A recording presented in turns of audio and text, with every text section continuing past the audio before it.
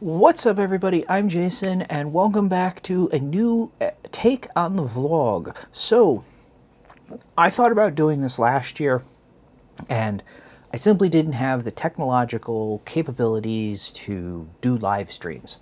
I was on 6 megabit DSL. It was absolutely atrocious, but lightning intervened. Lightning intervened. It fried my DSL modem. It fried the head-end equipment that it was connected to, and AT&T's response in our neighborhood is, guess what? You're getting upgraded to fiber. And so I have gigabit fiber now.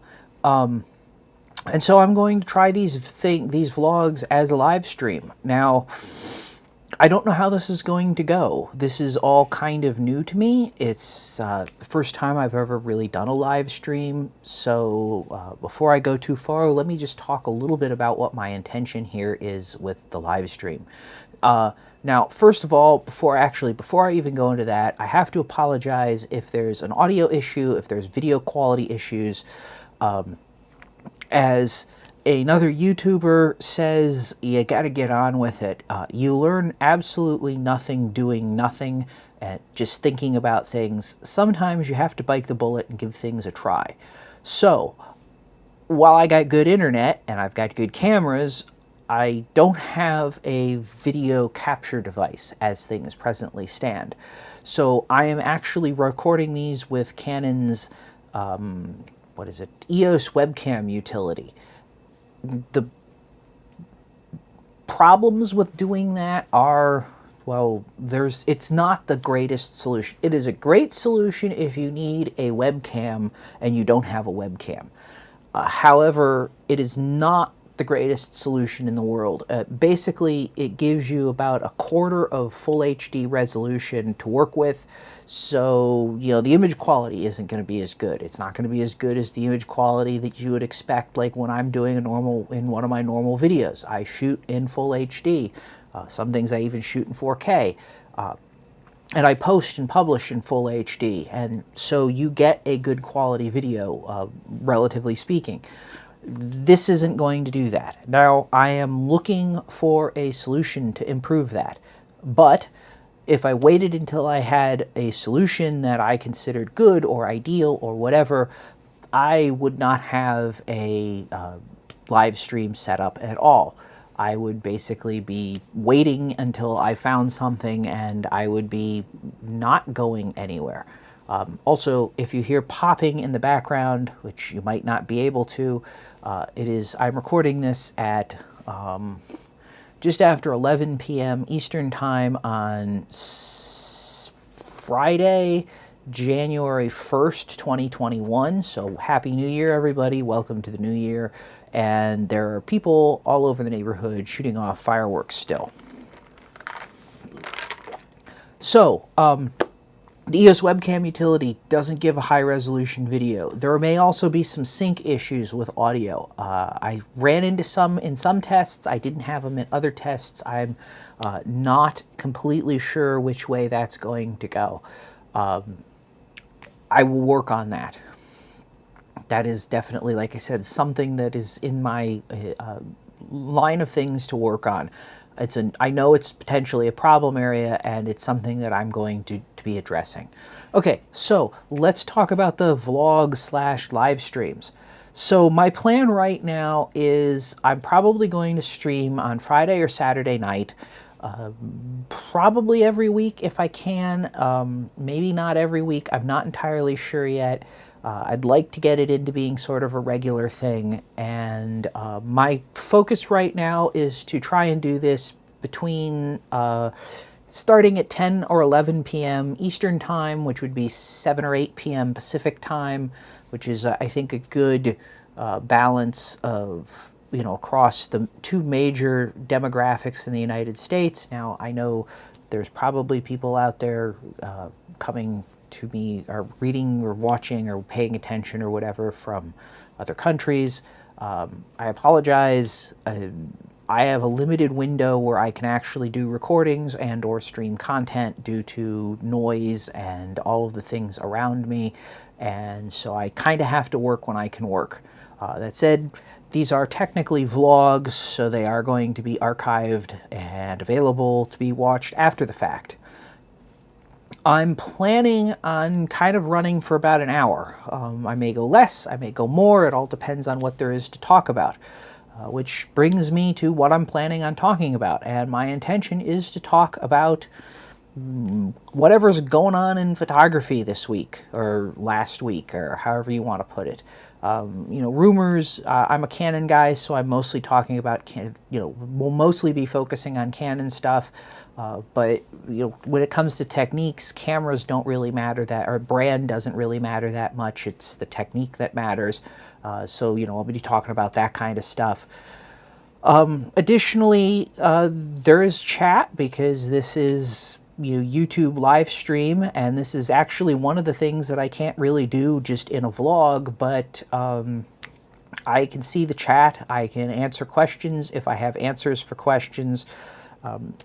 I do ask that you keep them to be camera related or photography related, and like I said, I may not be able to answer your question. I will try to if I can, though, but that's certainly something that I'm willing to make this more participatory. It's not necessarily just me yammering on about stuff, and like I said, that's something I find actually really exciting about being able to do a live stream instead of just pre-recorded content. So with that said, I'm going to go with the founding principle of why I'm doing this with what technology and equipment I'm doing it with. I'm going to get on with it. Oh, if I didn't mention it, if the video drops out, it's probably not your computer. When I did my first test run, I ran into a series of points where my camera would just switch off and switch back on. Well, the camera wouldn't switch off. It was like the USB connection dropped out for some reason. So I don't know if that's going to happen again. If it does, and you can still hear me because my sound isn't going through the camera, then just hang on. The video will be back in a few seconds. It seems to be what the thing is. So get on with it, Jason. Let's start this off with a random grumble, actually. And the random grumble has to actually do with HDMI capture. And it has to do with the fact that there is way too much stuff out there now, and I'm increasingly running into this problem all over the place, but there's way too much stuff out there now to make, for me at least, to make informed decisions on whether something is good, bad, or ugly before I buy it. Put HDMI capture device into Amazon and you get hundreds of pages of results. And the same thing goes for lights, for camera equipment. Camera equipment's actually probably one of the most sane places because of the inherent just costs for everything. But I mean, I had no end of problems with video lights, trying to find the right video light, trying to find a good video, good video lights, etc. I tried video lights that I thought would be good, that were in sort of the middle price point, and they turned out to be absolute garbage. Thank God I could return them. But getting back to HDMI capture devices. There's a lot of options out there. I have looked at Elgato's Camlink 4K, whatever it is. I actually bought one a year ago because I was going to try I was going to try recording stuff instead of using the camera. I was going to try recording it to the computer, and I had actually bought an Elgato Camlink, whatever it is, last January, and it's a nice package. You could plug it into a laptop. It's super portable. It's super compact. I really liked it. It did not like my Canon DSLR outputs. I don't know what was the deal, but all I got was green or magenta video. It was completely unusable. I could not make it go away. Now, in doing some research, because that's, I think, one of the sort of most commonly talked about streaming, capture HDMI company brands, I found other people who had this problem. Elgato, some of the things they say that there's a firmware update that fixes it.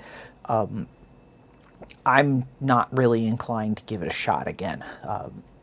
Not that I don't think they could fix it, but I don't want to go through the hassle of that whole routine anymore. So I'm kind of right now looking at some stuff from Blackmagic. Blackmagic Design. I'm either looking at like their Decklink or Intensity Pro PCI cards, or maybe the ATEM Mini, ATEM Pro, Mini Pro, or Mini Pro ISO, whatever their 4-camera input switchers, which would give me the ability to switch between cameras. I could hook up different cameras. I could use multiple things, or have multiple inputs, multiple displays, etc. I kind of like the idea. The Decklink cards are kind of they're not terribly expensive, but they're kind of expensive. The Intensity Pros, kind of expensive. The ATEM Minis are kind of expensive. I don't, I've read some people grumbling about Blackmagic support, although they've been fine when I had a problem with or found a bug in DaVinci Resolve. So I don't know, which way that goes. But that's what I'm looking at. Now, is there something else out there? I have no idea. There's certainly a ton of things out there. I've seen other professional products. I'm not opposed to professional products. I consider Blackmagic Design stuff to be professional video content creators, broadcasting, etc., as opposed to like gamer streamer. But when push comes to shove, I'm willing to go with whatever works, and whatever interface as well. So I'm running Open Broadcaster or OBS Studio for my streaming software, so it does have to be compatible with that. I don't really want to go play around with other stuff. Not that I couldn't, but I'm not terribly interested in trying to find some other streaming solution, type thing. Now, as I said, I know there's a lot of other things out there. So if you have experience with other stuff that is, like I said, it shows up as a webcam or whatever it presents to Open Broadcaster or OBS Studio, I would be more than interested to hear your experiences. Throw a comment, that kind of thing.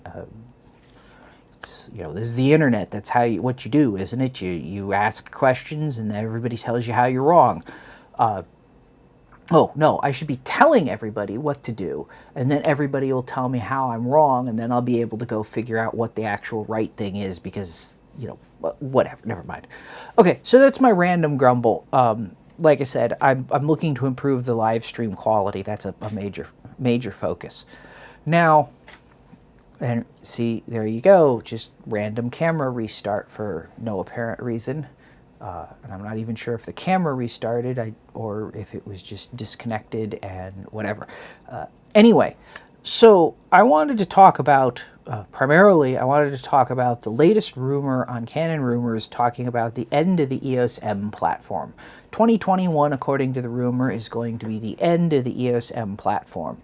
And the idea that is being advanced is that it's going to be replaced by an APS-C class censored EOS R, that supposedly there's going to be no APS-C specific RF lenses, although I think that's a lost in the translation kind of thing, which I'll come back to, and or I won't come back to, I'll just talk about it right now. Why not? So Canon's EFS lenses has always been something that's sown, I think, a seed of confusion in people. EFS does not stand for crop. The S in EFS stands for short back focus. Now, the only way you could have a short back focus lens on a DSLR with a full frame mirror and a minimum sized mirror box is if it is a crop camera. Therefore, the mirror can be further back in the mirror box, and you have room in front of the mirror to have the lens protrude into the camera or into the lens mount and function. Hence the short back focus. So as far as Canon's concerned, EFS means both crop and short back focus. Where I think this confuses people is you don't need to have a short back focus lens to have a crop focused lens. For example, Nikon's DX lenses. They don't protrude into the camera any more than any other Nikon f-mount lens. They can be used on all of Nikon's DSLRs, full frame or otherwise. Just they don't produce an image circle that's the full size of a full frame sensor. So you stick a DX lens on a full frame Nikon DSLR, it switches into crop mode, and you get a lower resolution 1.5x crop image. Now, specifically designed short back focus lenses are entirely irrelevant on, or almost entirely irrelevant on mirrorless cameras. The back focus is already short. The back focus distance on an EF mount camera was something like 44, 48 millimeters. I think it's 44 millimeters or 44 and change millimeters. The back focus distance on an EOS R is 20 millimeters. If you looked at what the best case for an EFS lens, I think it got down to maybe 40 millimeters. So you're 20 millimeters ahead of the best case scenario from an EFS lens to an RF lens. However, what doesn't go away with crop sensors is the need for crop-specific focal ranges in zooms. A 24 to 70 on a crop camera is not a great walk-around lens unless you like to be on the telephoto end of things. A 16 to 35 on a crop camera is not a great general purpose lens, even though it kind of starts at the wide end and it kind of goes into the middle-ish zoom, middle-ish range. You really do want that 17 to 55 or 18 to 55 or 16 to 55 kind of focal range to have a good general purpose zoom. Now, you could certainly make that a full frame lens. That there's nothing to stop Canon from making a 16 to 45 or a 16 to 50 f2.8 or whatever, really. But then you start talking about being big and heavy and so forth. So being crop, they can get away with a smaller image circle. They can get away with designing a lens around that. They can make the lens lighter, even though they need to have, sort of wide angle focal lengths and so on and so forth. And you could see this in lenses like a 17 to 55 f2.8 is way smaller. Well, not way smaller, but smaller than a 24 to 70 f2.8. It covers actually a larger range of angles of view. So I'm not buying, if Canon's going to make the RF platform or the EOS R platform their one-stop platform, they're with APS-C and full-frame sensors, I don't buy the idea that they're not going to have APS-C specific lenses. Okay. Now, here's my problem. I don't work for Canon. I have no inside information on the camera industry or Canon's stuff. I have what I can see publicly available. Canon sells a crap load of EOS M cameras. It's been repeatedly noted that it's from various sources that the EOS M cameras are some of the best-selling cameras on the market. They're certainly the best-selling cameras in Canon's inventory, etc., etc., etc. One of the biggest advantages that the EOS M cameras have over, for example, the EOS Rs is they can be small. The simple reality is that the minimum height of the camera is dictated by the minimum or the maximum diameter of the lens mount. If you want to make a camera smaller than a lens mount, you can't. You just can't. It can't be done. The lens mount has to be the size of the lens mount, and there's not really a good way to cut corners there. And the reality is that the EOS M can be made, because of its smaller lens mount, can be made basically the same size as the lens mount can be for an EOS R or smaller. I don't have the dimensions in front of me. I had them at one point and I misplaced them, so, you know, whatever. But you can just pick up the cameras and you can look. The EOS M's can be appreciably smaller. Now, in America, there's a lot of people that completely lack empathy and the ability to understand that somebody else might have a different interest or different desire than they do, and so everybody just, they're wrong, and whatever, and you know, maybe that's the internet as a whole. In America, there's a tendency to want bigger cameras. I certainly fall into that category. I don't want a super small, super tiny camera. I really like my EOS R5. It's kind of like the right size camera to me in many ways. My 5D Mark IVs were getting a little bit on the kind of big side, but the R5 is like sweet spot size for me in pretty much most or all respects. That said, there are times where I want a really tiny camera, and I don't want a point and shoot, and I don't want a tiny, tiny sensor, and my cell phone just doesn't cut it. And so I got an Eos M3, and the M3 with the 22 f2 is a fantastic, ultra high quality replacement for something like a smartphone. It's small enough that I can stick it in a pocket or a pouch or you know, whatever. It could actually be smaller. The M200 or the M100 and M200 are actually smaller than the M3 is, or the M6. The M3 and M6 are basically the same size. And it's a great little camera for me for that kind of niche thing. Likewise, another perfect example is my mom. She doesn't get along with cell phone cameras. She's never met a cell phone camera that she's found the images to be acceptable. That includes up to, for example, my iPhone 12 mini's cameras are just not good enough for her when it comes to taking pictures.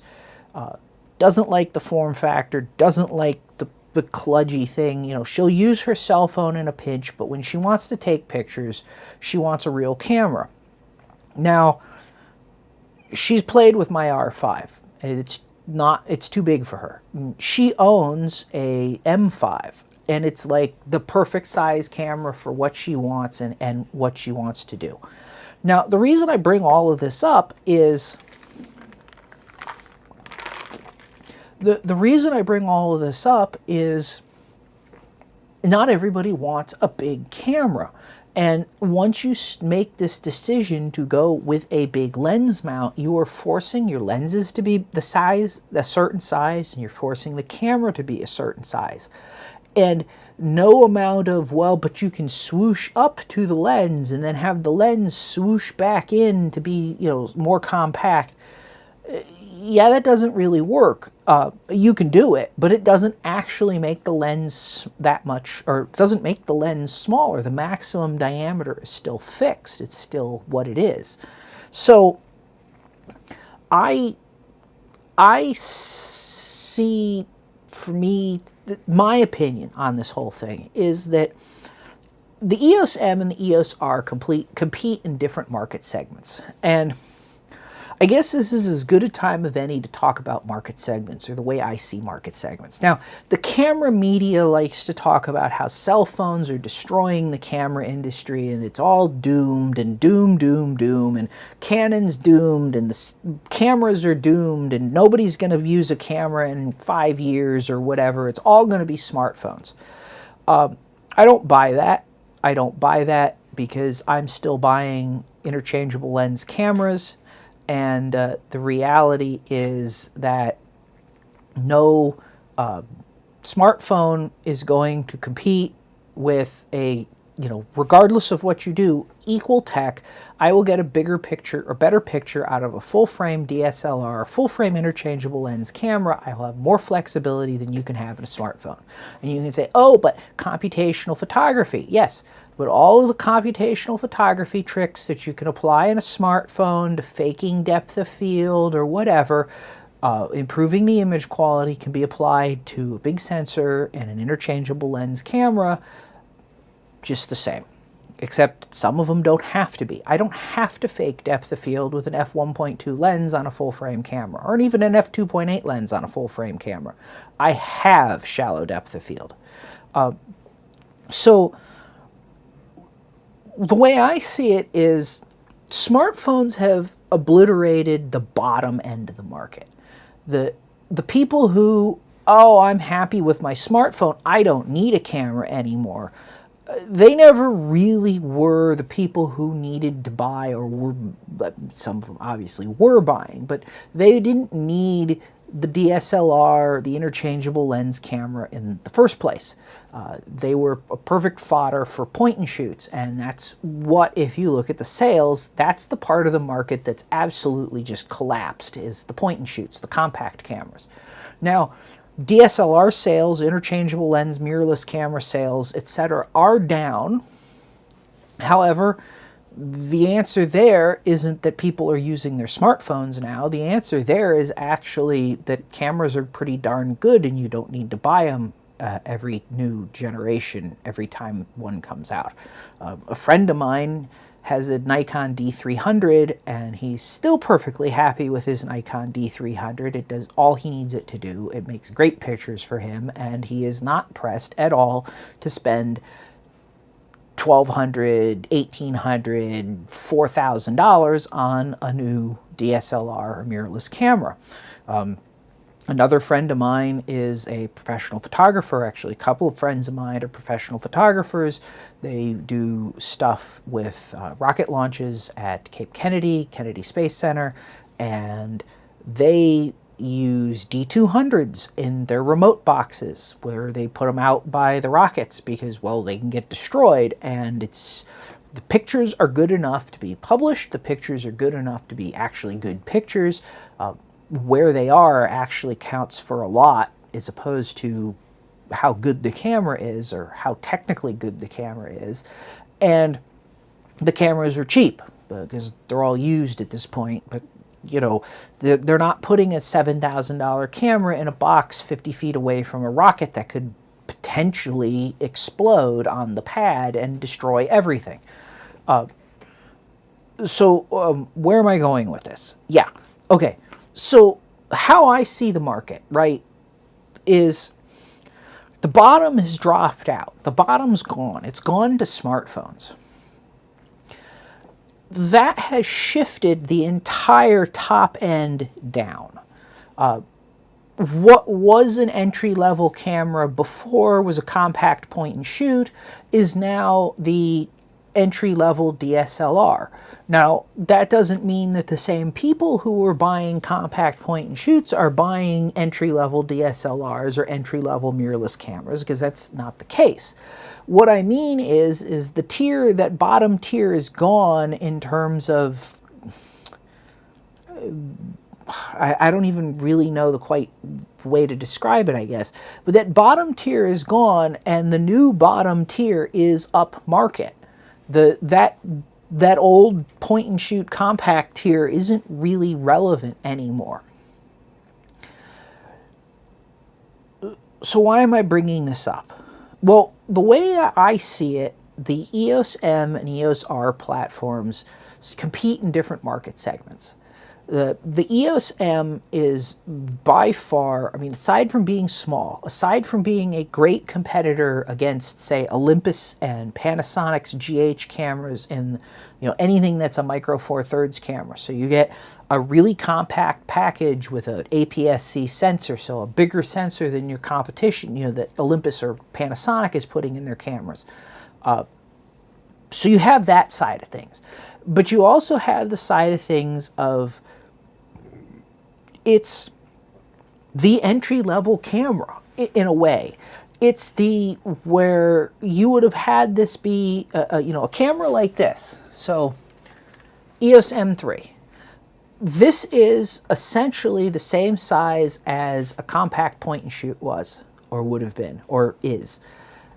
It is now the compact point and shoot of the camera world. Now, like I said, the people who are buying compact point and shoots aren't necessarily buying cameras anymore, but the people who are the next tier up, that want flexibility, that want that are replacing that bottom tier, that want the flexibility of interchangeable lenses, want the image quality of a good sensor, but don't want a big camera because they're not invested in carrying 100,000 pounds of camera gear around with them. That's where the EOS M platform I see fits. Jumping up above that, you get to the serious photographers, the ones who have already kind of played around with things, or they've decided they are really willing, committed to carrying a beast of a camera, both in capability and weight, although the R's are not that heavy. Well, actually, they kind of are. But anyway, you get to that next tier up, then you start talking about EOS R's. Now, is it a problem that the lenses aren't compatible, that you can't take your EF-M lenses to your RF platform camera? I'm not convinced that's really the case. You can't do it, obviously, that's not what I'm saying, but that it's really that big of an impediment. The EF-M lenses are designed to be fairly inexpensive, or very inexpensive. They're designed to give you a reasonable range of capabilities for that APS-C sensor, for the whole shooting match. Be small, be light. They make compromises in things like maximum aperture,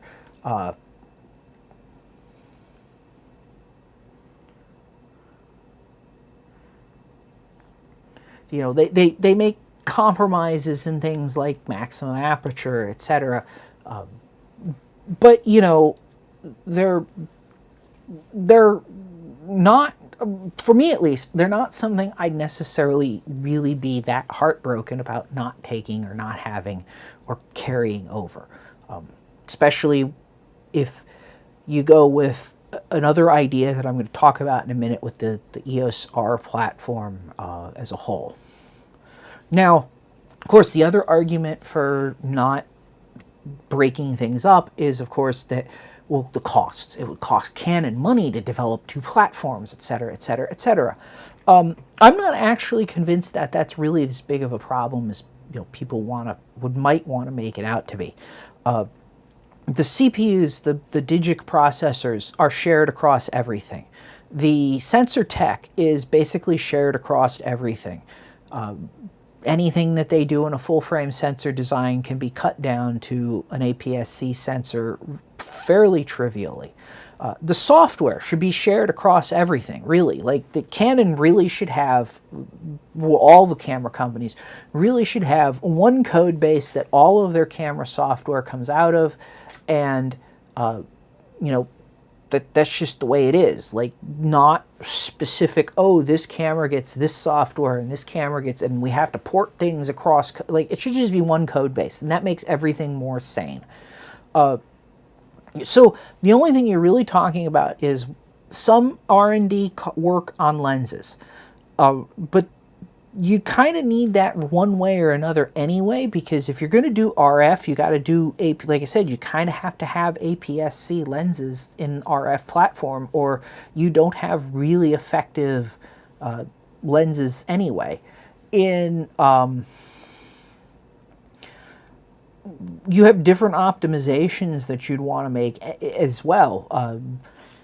The EOS M's slower lenses in general, optimized to be light, optimized for, you know, that kind of thing, versus RF lenses where I think Canon's primary thought process with RF lenses should just be make the best lenses on the market.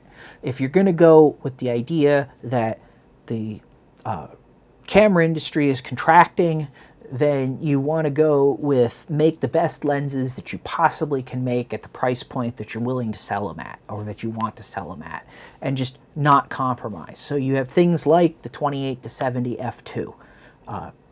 No compromises, just bad ass lens, you know, that kind of thing. And that's not something you're going to do with the EOS M's, and that's not something you're going to really do with an RF, you know, an APS-C RF lens. You're not going to design them to be those kind of potentially no compromise lenses, I don't think, at least. So I don't really, I'm not sure I agree with the idea of getting rid of the EOS M platform. Now let's flip this thing around a bit. Let's talk about an APS-C EOS R, because the only way you can really get rid of the EOS M platform is to have an APS-C EOS R.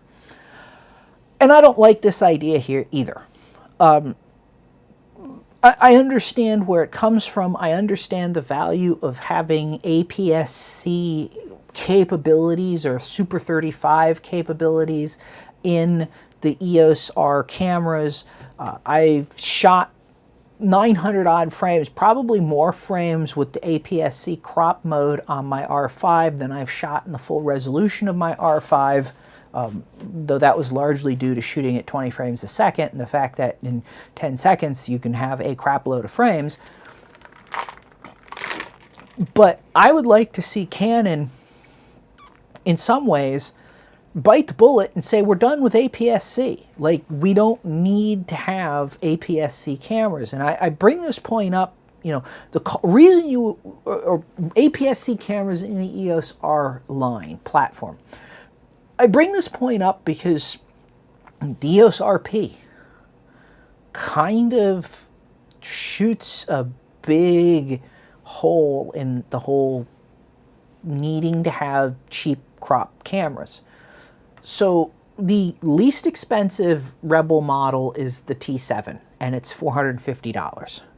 The most expensive Rebels, this is current prices as if I looked these up just before I started this stream. The most expensive Rebel is the T7i or T8i. They're $900. If you take all of the Rebel cameras and you average the price, the average price for the Rebel cameras is $704. The different models. The EOS RP, the EOS M, the most expensive EOS M setup is the M5 kit. It's $1,280. The EOS M6 II kit is $1,100, and the M50 Mark II is $700. So again, we're talking close to $1,000 here. Then you have the EOS RP. It's $1,000. Where's Canon going to go with a APS-C camera in the EOS R platform? What do you offer? How do you market that? How do you sell that? How do you price that?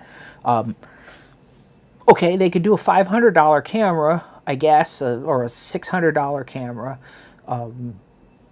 Do you really want a $600 APS-C EOS R? I'm not really sure that's not, again, a case to just leave that in the EOS M land. I mean, Canon's already got EOS M's that are close to $1,000 without a lens. Like I said, you're right into EOS RP costs, and like, as a photographer and looking at this, I find myself going, like, if I had a choice between a $750, $800 EOS R that's an APS-C camera or a $1,000 full frame camera, I'm going to be really inclined to probably go with the full frame camera.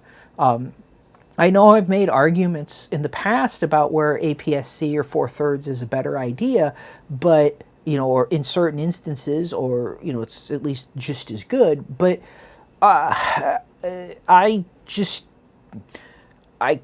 can't find a really compelling reason to want to be that second-class citizen, for lack of a better word. And, you know, how much is Canon going to focus on RF lenses that are in the ranges and focused on the features and the size, etc., for an APS-C camera? I'm just not sure that's really there. Plus, I feel like this just kind of starts sowing confusion with lenses. You know, like I said, you can't not have APS-C specific RF lenses if you're going to do APS-C RF cameras. I actually owned an EOS 1D Mark III. This was back 2008, 2009 era. This is when Canon's 1D series was split between the 1.3 crop EOS 1 or 1D and the full frame 1DS. And the 1Ds had full frame mirror boxes, full frame mirrors, etc., but a crop factor. And it was always immensely frustrating to me when I had my 1D and I was shooting with that there was nothing gave me a normal sort of lens, like, or normal sort of zoom range, or however you want to put it.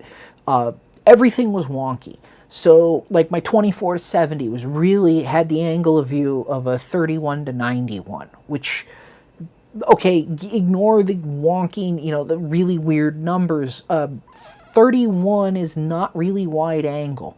So that lens's utility as a general purpose lens was diminished. The 16 to 35 was a 21-46. That's not horrible, at least it's wide angle, but 21 is a heck of a lot less wide angle than angle of view than 16 gives you on a full frame camera. So you kind of always want those APS, the platform specific lenses. I think sometimes people forget that 24-70 isn't this legendary focal range that's amazing because it's 24-70. It's a great focal range on a full frame camera because 24 millimeters gives you a decently wide angle lens and 70 millimeters gives you a decently telephoto lens, and that makes it an incredibly versatile general purpose focal range to have. So when you start talking about, well, we're going to have APS-C, but we're not going to do APS-C specific lenses, and again, I don't think that's really the case. A 24-70 on an APS-C camera is a 39-112, or a 40-112, however you want to look at it. That's a really wonky focal range. And that 40 means that if you want to go from, say, wide angle to telephoto, you need to change lenses, which is the whole point of why a 24-70 or 24-105 or 24-120 or, whatever that 24 to X or 28 to X, that 28 to 80 or 28 to 70 or whatever you have, whatever have you. That's why they have breaks where they have breaks. They have a wide angle end that's actually wide angle. It's not kind of basically normal. So I don't, like I said, I don't, I've seen the confusion that we have with the EFS lenses. Well, what can I use it on? Now, Nikon doesn't have quite the same problem with DX that Canon has kind of had with EFS, especially, again, like going to third parties. None of the third parties crop lenses for Canon cameras are EFS lenses. They don't use the short back focus distance. They are all EF lenses with small image circles. So,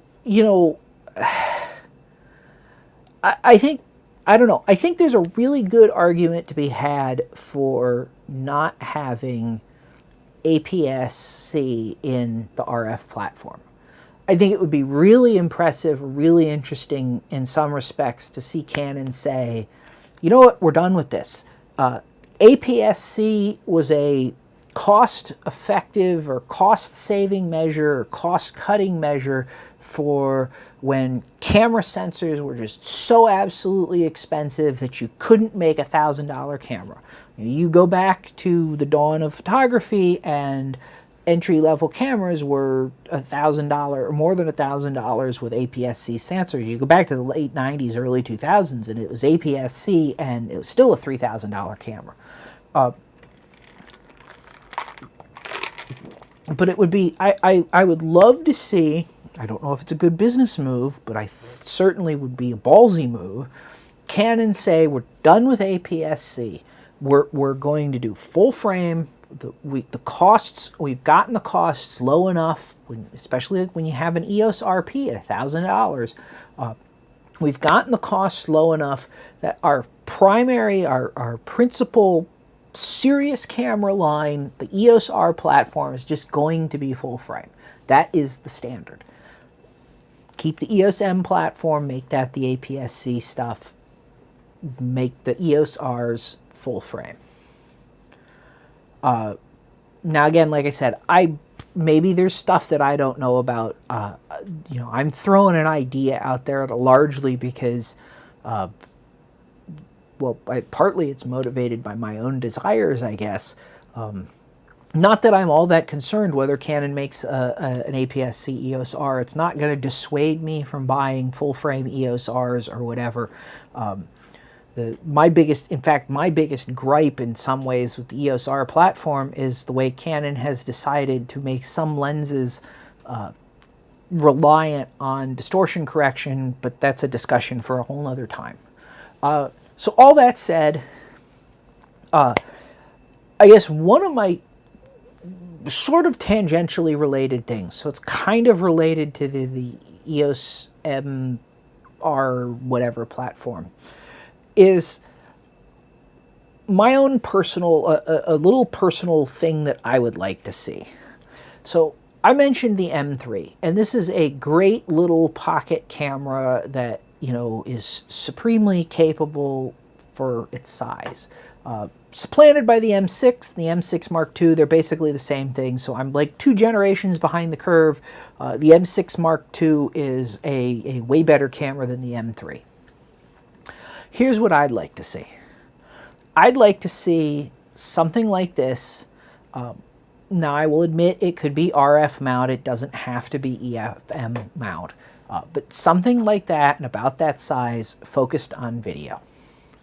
And I mean like really focused on video. Like a Cinema EOS M or something to that effect. So a 4K focused sensor. Now, doesn't necessarily have to be a 8 megapixel 4K sensor. I would be perfectly happy with taking, say, 12 megapixels or something like that and downsampling it, or even 24 megapixels and downsampling it.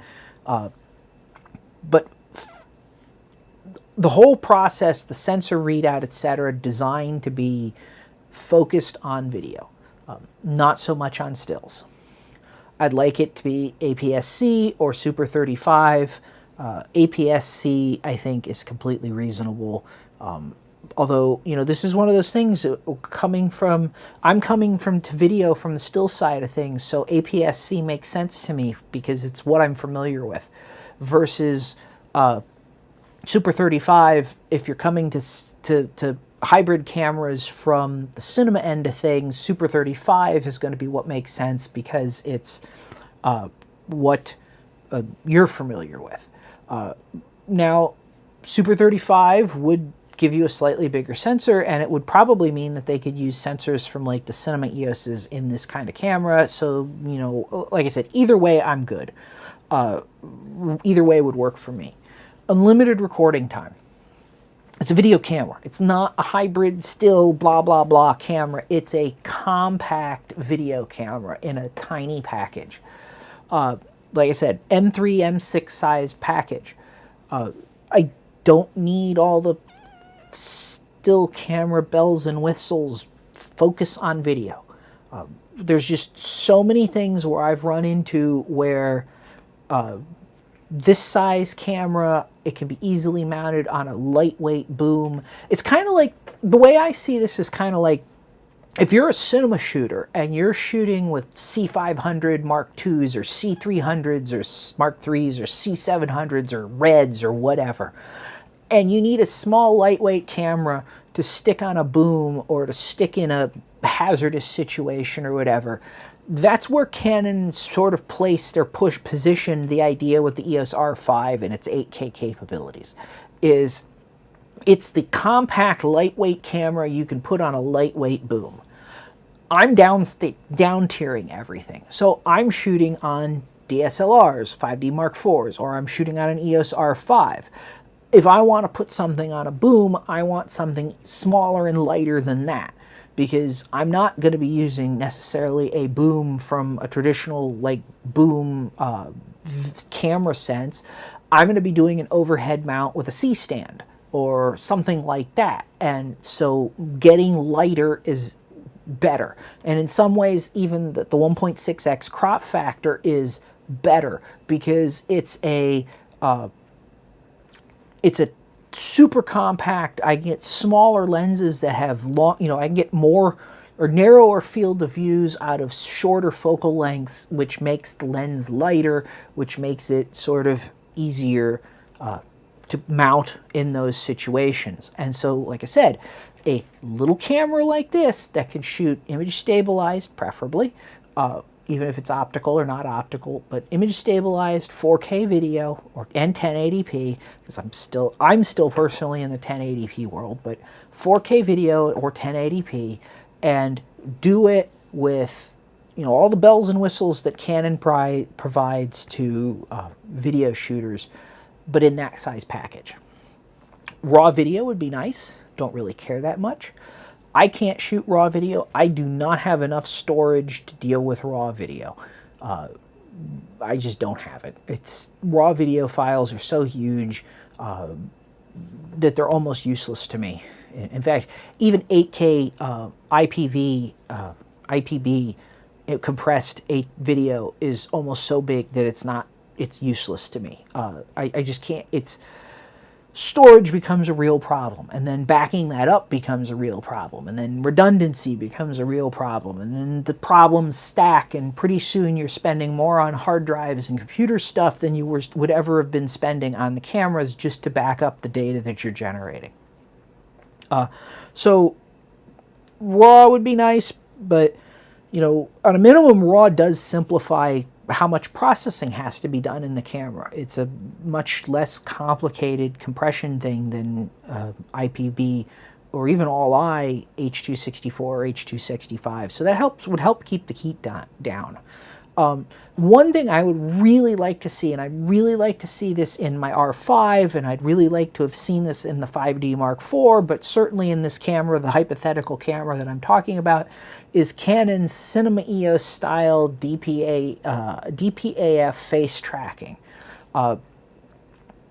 In the mirrorless, the DSLRs, if you're recording video and a face is lost, so like if I got up and walked out of frame, the camera will hunt. It will start looking for something to focus on.